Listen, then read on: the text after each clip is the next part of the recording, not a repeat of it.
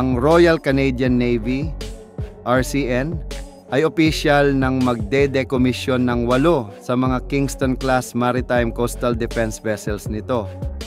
Bagaman bahagi ito ng mas malawak na modernisasyon ng hukbong dagat ng Canada, nagbubukas ito ng isang estratehikong posibilidad.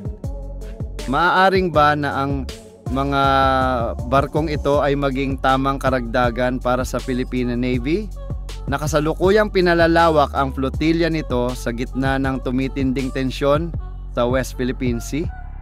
Bagamat wala pang opisyal na pahayag mula sa Canada hinggil sa posibleng paglilipat o pagbebenta ng mga retiradong barko, ang mga nakaraang kasunduan ng mga kaalyado sa paglipat ng decommissioned naval assets ay nagpapakita na hindi malayong mangyari ito. Sa track record ng Pilipinas sa pagtanggap at epektibong paggamit ng mga second-hand na barko, malinaw ang estratehikong benepisyo nito. Para sa Pilipinas, ang pagkuha ng ilan sa 8 Kingston-class vessels ay maaaring magbigay ng mas malawak na saklaw ng pagmamanman sa dagat, mas matatag na presensya sa baybayin, at mas mahusay na kahandaan sa mga ditradisyonal na misyon gaya ng disaster response at maritime domain awareness. Kahit hindi para sa direktang labanan, maaari pa rin silang magsilbing training ships, logistics platforms, o bahagi ng modernisadong reserve fleet.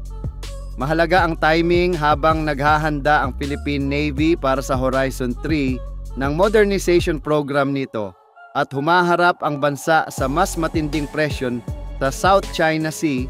Ang pagdaragdag ng mga karagdagang asset sa dagat, kahit mga lumang barko, ay maaaring magbigay ng parehong simboliko at operasyonal na benepisyo.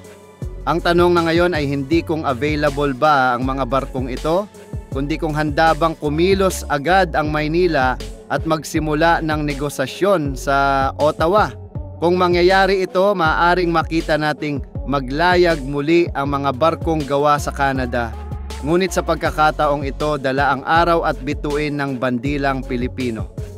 Bagamat tinanggal na ang orihinal nitong 40mm Bofors main gun, nananatili ang espasyo para sa mission modules at magaang armas, kaya't maaari itong i-configure ayon sa pangangailangan.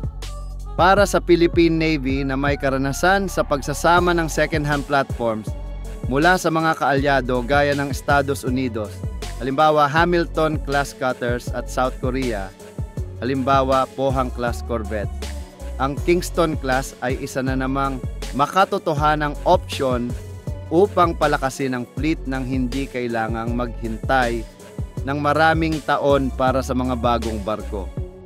Mas mahalaga pa, patuloy na kinakaharap ng Philippine Navy ang kakulangan ng mga barko sa pagitan ng high-end combatants at low-end patrol assets.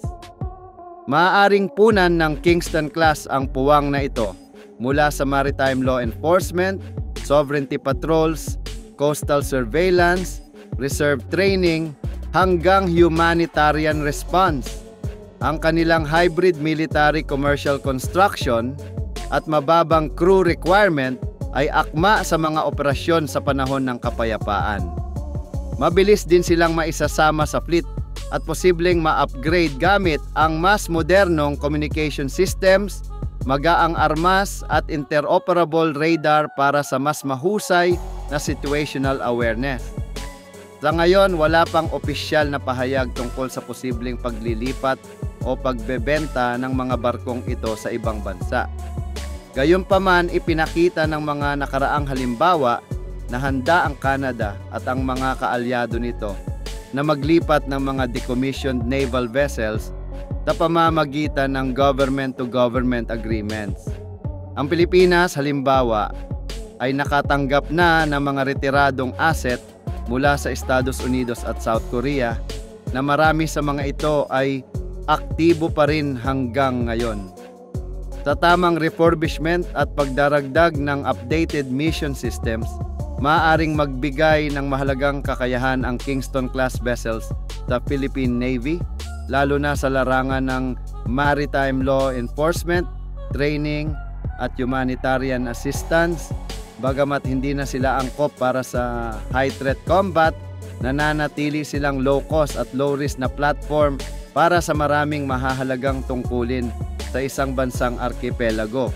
Sa huli, kung maglalayag pa bang muli ang mga barkong ito, ngunit sa ilalim ng ibang bandila, ay hindi patiyak. Ngunit malinaw ang isang bagay.